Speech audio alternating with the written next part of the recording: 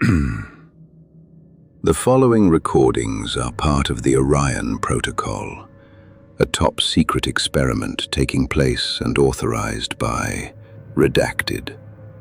Only authorized members may listen to these files. 0400 hours. We've arrived to the testing site and the others seem pretty upbeat, but I don't share their feelings. This is not my first choice, hardly even my last one, if I'm being honest. I was assigned to this because I have had issues with authority, knocked to the bottom of the totem pole, and given the most grueling of tasks in the hopes that I will eventually resign or wind up ending myself. This assignment, my former commanding officer told me, it was where a good man went to die. Now, don't be deceived into thinking that you're ready for what's happening here. You aren't, and you never will be. I took those words to heart as I passed through the triple layer of security and took a moment to calm my heart with a quick smoke. Not the best of habits, I know, but I had also been told that anything outside the quarantined zone wasn't going to be allowed in. All of my personal effects, the memories of my time serving the military, and even the picture of my girlfriend would be left behind. Not too late to talk to Emma, rotted Harper. That was my new boss, a nerve to muck named Adrian Voss. He was either Eastern European or Mediterranean, but he looked like he was the type that meant business and had probably seen twice as many battles as me. He was counting inventory as a soldier set up a base camp, and his senior communications officer was explaining how we would be able to transmit anything from the other side once we went through. "So this is for real?"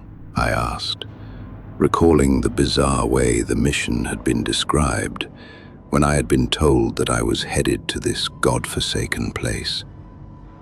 The file was then claiming that the building we were now entering had experienced an incident relating to an experiment only about 5 months ago.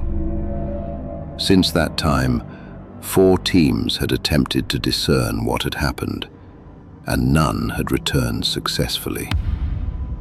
According to the last transmission, there were larger fluctuations in radio waves and into electromagnetism. It was a wall of noise, a glitch in the very fabric of our reality. The squad had come to call this zone a liminal gate, as the only footage we had obtained from the other side showed drab corridors that went on forever, fluorescent lights that hardly provided any illumination at all, and a sense of emptiness that filled anyone who watched the media with a sense of dread. When I first saw the report, I had assumed it was some sort of sick joke or a confusion in the mission statement. But now, as we prepared to barge into the abandoned building, acting as though it were a battle zone, I realized that this was more dangerous than anyone had imagined. "Get your suit on and be ready to move out in 1 hour," Voss had told me. I took the time to call my girlfriend. She didn't even know about my reassignment, and I wasn't entirely sure how to explain it. Thankfully, I got only her voicemail, so I made it quick. "Hey, it's me. I'm on the field again, just like you wanted it. I'm about to head out, but I wanted to make sure you were doing okay. I know we haven't had much of a chance to talk, but I think that I would like to change that once this is over. Maybe I can just come home. Heck, I wish I could now. I wish I could run into your arms." The message beeped, and I cursed myself, realizing that I didn't have enough time to say all the things that I wanted to say. I've made so many mistakes to wind up here. My superiors likely wanted me to enter this building and never return. I suited up and took a deep breath. It was time to prove them wrong. 0500 hours. I told myself, as Voss finished getting the others ready, that I would do my best to familiarize myself with the names of my fellow comrades. We were about a skeleton crew, meant to only investigate as much as possible and report back to HQ. But it was soon very clear that I wasn't the only one here who had been sent to be forgotten. Elias Brooks, the team's physician, said that he had been given the assignment after a botched surgery in Ashford. Mr. Lang said that there were 2 sisters that needed my assistance, and I was on holiday near Blackridge anyway. I tried to save them, but honestly, he had called me too late, and they didn't like that. And given the fact that I had alcohol on my breath, well, I don't have to tell you what happened next, he said, gesturing aimlessly to the entrance of the abandoned building. I was focusing on the darkness and thinking back to the footage that I had seen, asking aloud to Adrian, "Where does the power source come from?" "That is but one of the many questions that we hope to answer," he replied. Sinclair, an analyst that seemed close to Adrian, was helping to set up a tethering system. All of us would be interconnected to one another via simple pulleys and ropes, as though we were planning a spelunking expedition. "It's easy to get lost in there. Make sure you don't lose sight of one another," Sinclair advised me. An older soldier that looked like he should be already past retirement, Hollis, began to complain as the analyst finished the hooks on the rope and gave me a gruff look. I immediately noticed that he had a long scar running along the left side of his face, along with a glass eye where his eye had once been. "Got something to say, son?" he asked, as he put his automatic weapon over his shoulder. "Here. The Commander Voss told us to send out any messages to family or friends in the event that we don't return." "I didn't see you doing that," I commented as we walked toward the darkness. "Nobody out here left for me. Here only the shadows are my comfort now," he said. I spit on the ground. "I mean, surely there must be someone." He turned and jabbed a finger in my chest, angry that I was still pressing the issue. "I said there was no one, and leave it at that." "I belong here," the old man growled. I stood in place for a moment, confused by his words, as Vincent explained. "Hollis is the only one that volunteered. I don't know why. There are rumors, of course, but nothing solid. Anyway, we should head inside." I shook off the unease and nodded, activating the light on my helmet, and I followed the others inside. Voss was nearing the east wall, setting up small rectangular boxes on the edge of the concrete barrier. And then Sinclair was going to each one and checking to make sure that everything was secure. "Now, I suggest you cover your ears for this part," Adrian said. I barely had time to listen as the strange, resonating noise filled the empty building. And then I noticed, as the noise got louder, that the wall itself seemed to shimmer the way a body of water would, rippling and vibrating frantically. As our commandant gave us the go-ahead, I hesitated, still unsure about any of this. but it wasn't like I had a choice. The others were already barreling toward the wall as if it wasn't there, and the rope would have tugged me forward anyway. I closed my eyes and ran as well, the shimmering wall looming ahead. I screamed as I thought I would collide with it, and then I did hit it, and all around me reality seemed to glitch. The wall shifted and jolted in and out of existence, hardly there in its famous bricks all entwined. And then I thought of the ground in front of me.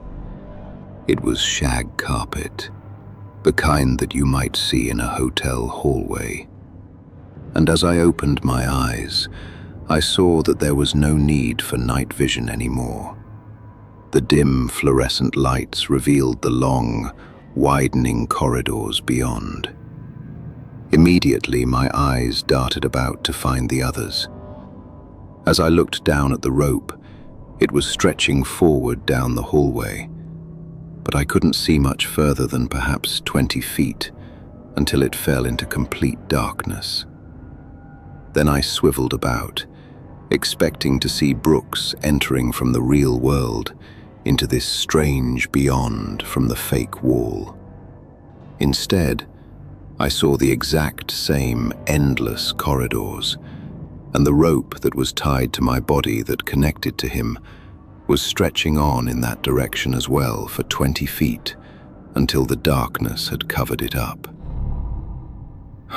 Suddenly I felt very unsure which way that I had arrived or which way I should be going. The walls and ceilings all looked the same bland colors.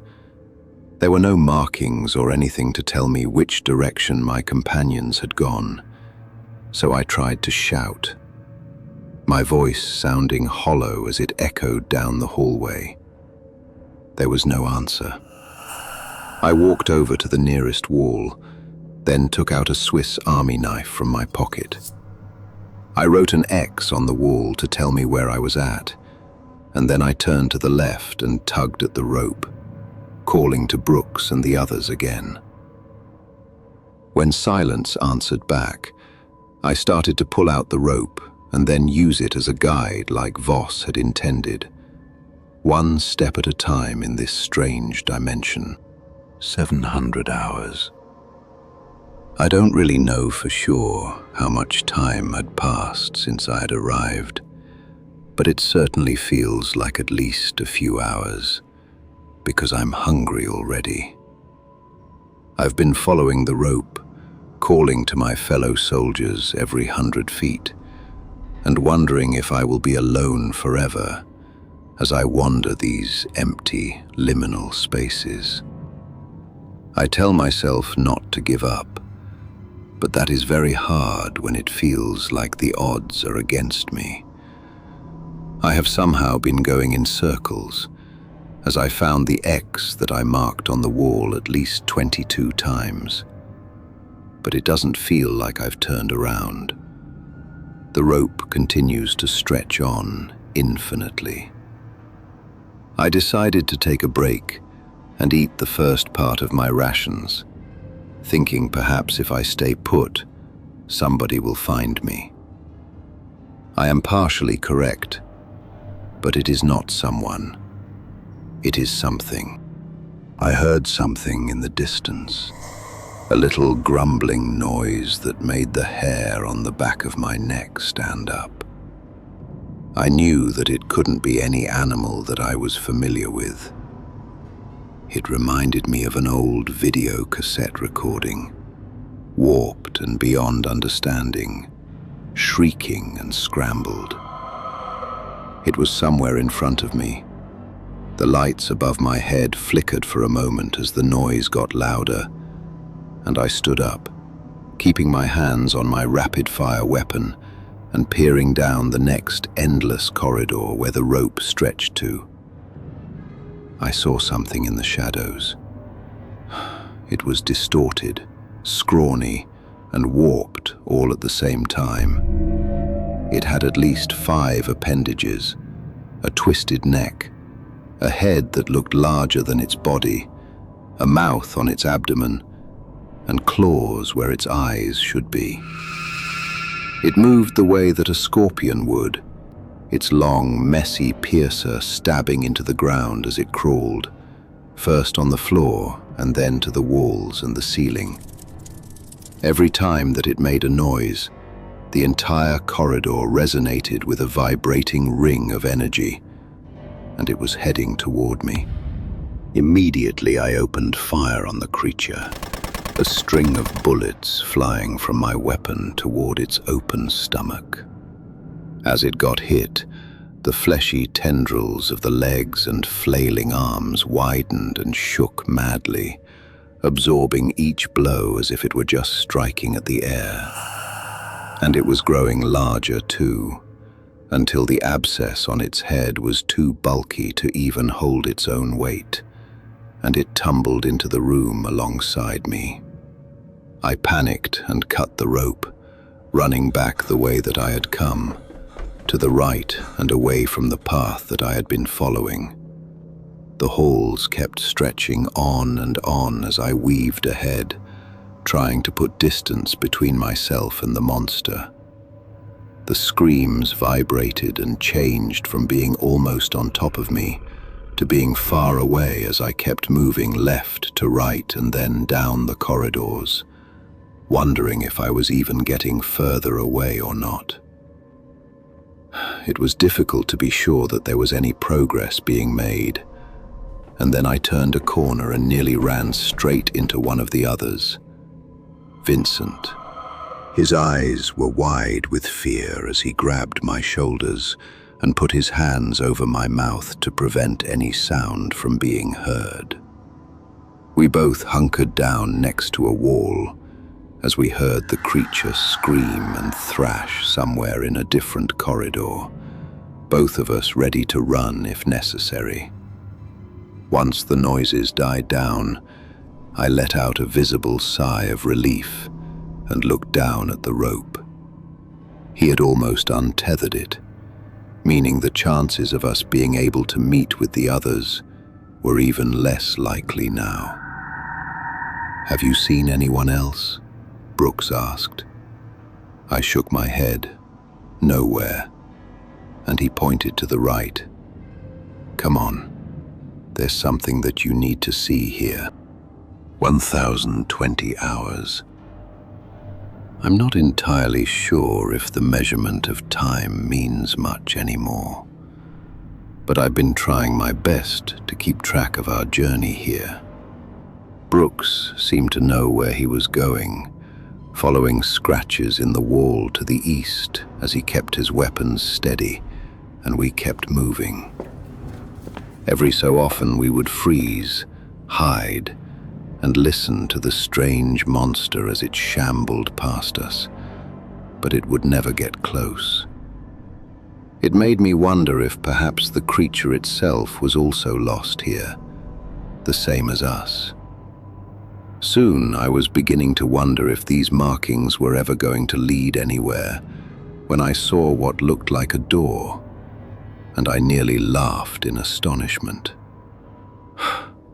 Running toward it, I unlatched the handle and found myself staring at what resembled a fire escape of some kind, with stairs that seemed to go on infinitely forever above and below us. Brooks reached into his pack and took out a small, empty water bottle, tossing it to the stairway below. We didn't hear it hit the bottom, only saw it vanish into the bottomless pit. I was about to go exploring this passage when that thing started to hunt me, Brooks explained. "How far down do you suppose this goes?" I asked, checking my rations.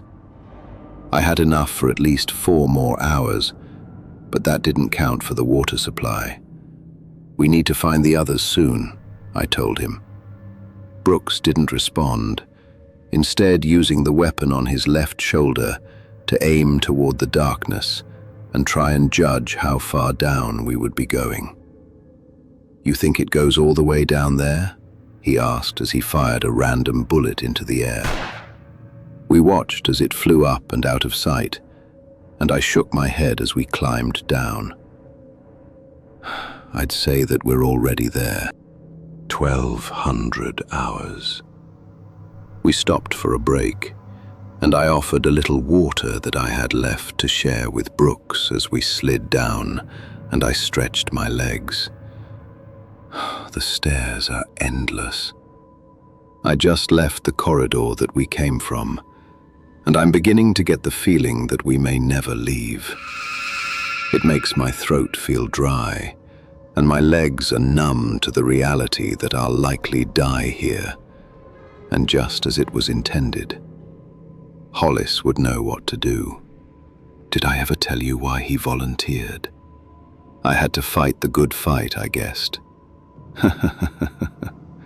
Brooks laughed and tossed his empty food can into the pit. He claimed that he was searching for something, like he had been here before. It didn't make sense, but he definitely seemed to know what he was doing. Wish he had been the commanding officer instead of Voss. There must be some rhyme and reason to this labyrinth. I was about to reply when I heard something, and I looked up above. It sounded like a scream.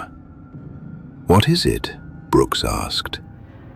A second later, a body fell right past me, and I fumbled back against the wall. A moment later, we heard a loud thud, and getting to our feet, we ran down about 5 more floors of stairs to see that the analyst that had been hired to keep us alive was now the first victim of the maze. I looked above us into the infinite stairwell, and... "Do you think it was that thing, and it's following us?" I asked. "I don't know, but look," Brooks said, as he pointed his weapon toward the corridor to the left. This one was narrow and cramped, leading to a second door which had marked on it a word that looked like it was Latin or something.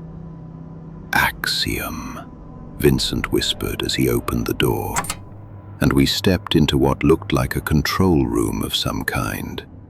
There were monitors everywhere, at least 100 of them, perhaps more, viewing all of the different corridors and corners and floors of this interdimensional maze.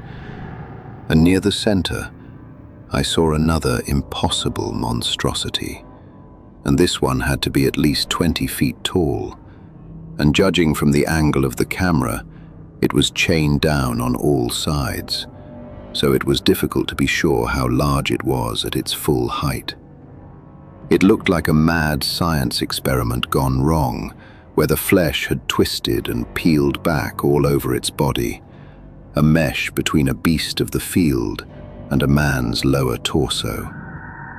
Its head was shaped like that of a bull, with 2 bony, cracked horns curving towards the lighting fixtures, as its cold and dead hazel eyes peered toward the camera. It was looking toward us, as if aware of its captivity, thinking of its escape. "This is why this place was built," Vincent commented, his voice hardly a whisper as we checked the other camera eyes. There were more creatures that I couldn't describe properly on other floors, roaming freely and hunting for food, and perhaps just hunting to kill. It occurred to me in these endless corridors, it was likely that nothing would be available for resources. So the only thing keeping these beasts going was sheer rage, and perhaps a means of energy like the lights, I thought as I looked away from the monitors. I thought that Commander Adrian told us this place was from another reality, a step into an alien world. Why does all this look like we're the ones that made it?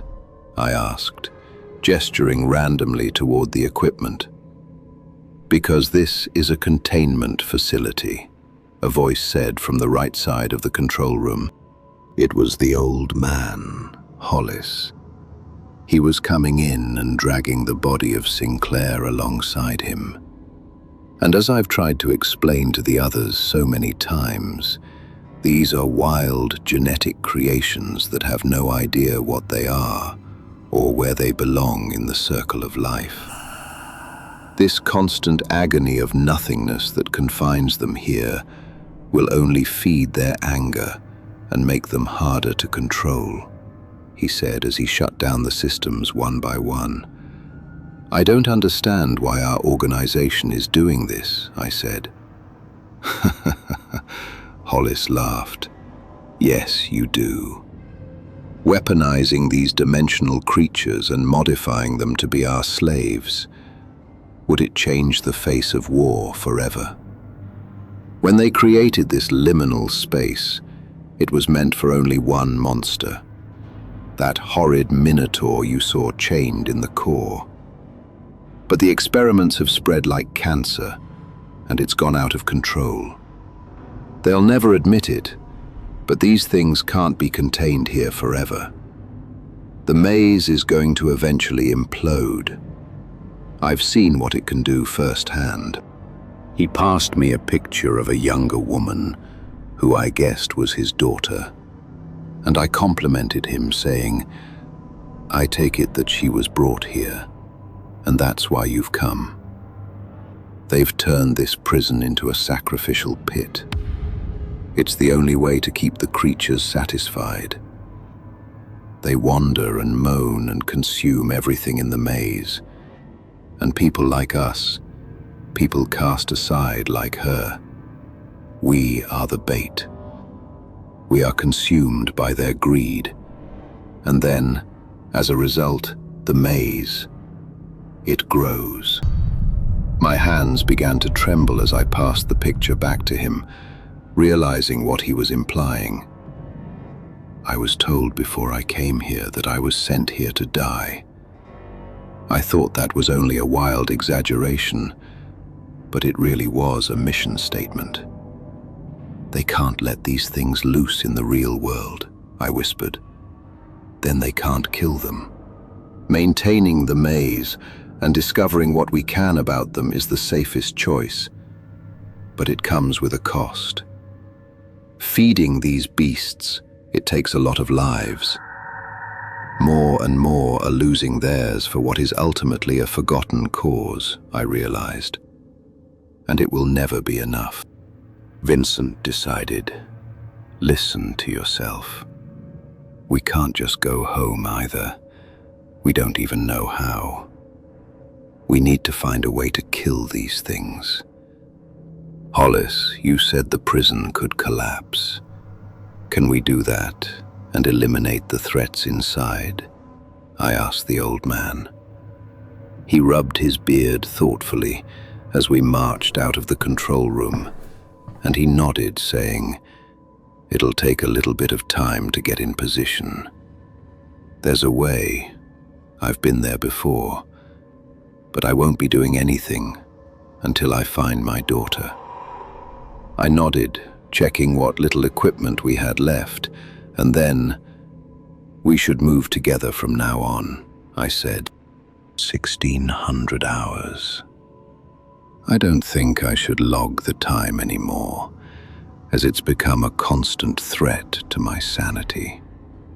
I know we have been here longer than I am recording, yet the markers from my journal keep me tethered to what I once understood as reality here.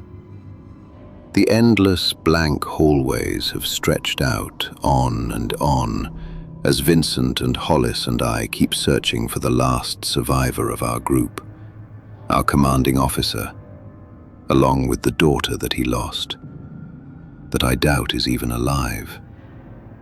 I say that because of the creatures that we have seen here in this place, and Hollis has become more and more lost as time goes on.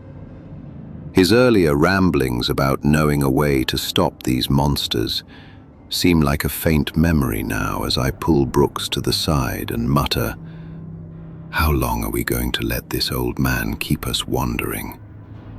We have no idea what part of this dimensional prison we're in. Brooks's eyes were bloodshot and his lips were dry. Another reminder that we were out of time and we had no resources left. and our energy was scarce at best. "Maybe we can find a way back to that command center. Find an exit," he asked. I'm coming to terms with the fact that our search for Adrian seemed useless. Before I could speak, I heard Hollis holler for us. It was a cry of distress. Despite our misgivings about the man, we dashed to where he was at in another large, empty chamber. And as soon as I saw what had made him scream, I felt numb. Adrian, or what was left of him, was on display in the center of the room. His body spliced apart, every which way you could imagine. It was held together by what looked like long, black chains. Suddenly I realized where we were.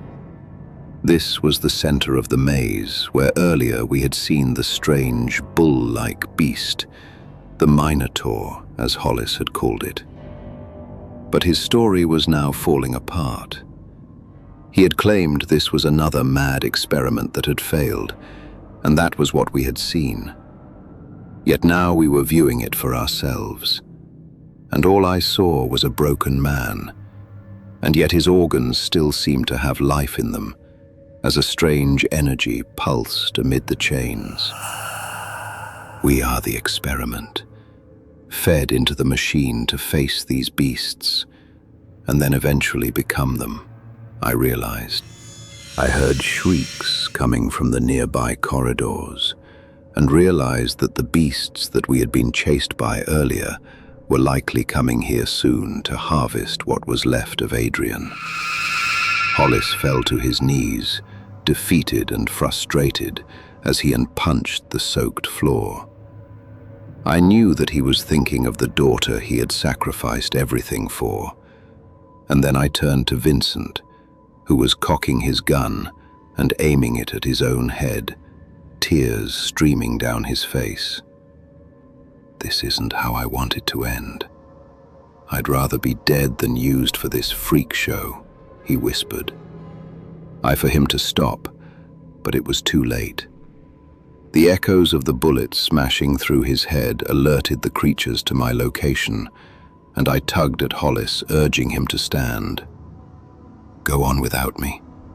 My children want me here," he insisted as he pushed me away, and I didn't have time to argue as the different shambling beasts were already in the core. So I ran to the left, and I didn't look back. Time unknown. How long has it been since then, and I've somehow survived? Perhaps it's been a few days or a few months. I wait for others to arrive as I wander this place, forced to feed off the men that are left behind and use their carcasses as shelter and security. The creatures are beginning to treat me as part of the maze and giving me my own territory, a back room of sorts that I can wander and scribble on the walls whatever I wish. This is where I've begun to write warnings and my own experience of my time here, using the long fingernails and rudimentary bones that I've left from my grotesque meals, to which I can remind myself of how I once was human too. I think I walk like a man, but I can no longer claim to understand the world beyond the maze here. Thanks to the endless cycle of time, I can become a god. This is likely what the experiment was meant for anyway. And although the creatures I have seen are bizarre, I have also seen how beautiful they can be. How can something so amazing and full of life be a nightmare? I returned to the command center and saw Hollis on the camera as I, not long ago, wandered a different part of the maze. His skin is all but gone now, and he walks like a shadow with a lamp, and he continues to search for something that is long gone, or perhaps it may not even be here. Or as I've begun to lose track of time, I've understood that there is no rhyme or reason to the flow of time here. We are simply here. The present is always in the past, as always, and the future is always. I found the place where Hollis claimed this place could be open to the rest of the world. I walk by it often to see who's there. Sometimes I think of escape, but I doubt the world would recognize me for what I am now. The other day I saw a woman, a girl. She seemed familiar, a distant memory from the life I could have had. I killed her instantly and used her bone marrow to restore my own energy. Her eyes were dead and accusing, but I think she would agree it was better for her to end it here, on another threshold, than become a part of the labyrinth. I think she might have been connected to me, or perhaps to the old man. He is part of the maze now, his body meshing with the wall and being absorbed. The same will happen to me. I do not know if I'll return to the world beyond, although the way is open to me. I do not think anything is there for me waiting, and I do not think I belong there as I have lost my own sanity. I will wander these corridors, stripped of any memory of what was once human, and be the maze itself. Eventually I will die and my body absorbed, and the cycle repeat until one day our world meets with the one beyond these walls. Recording file under Daedalus test subject number 13. Mission considered a success minus the casualty of Nora Hollis. Continue process of creating new mutations. Begin plans for next mission by end of month. Mission statement: to expand perimeters of dimensional gateways to explore further details of the new dimension and determine the flow of time within. Thanks for sipping tonight's tale with Haunted Brew. Don't forget to subscribe and sleep tight if you still can.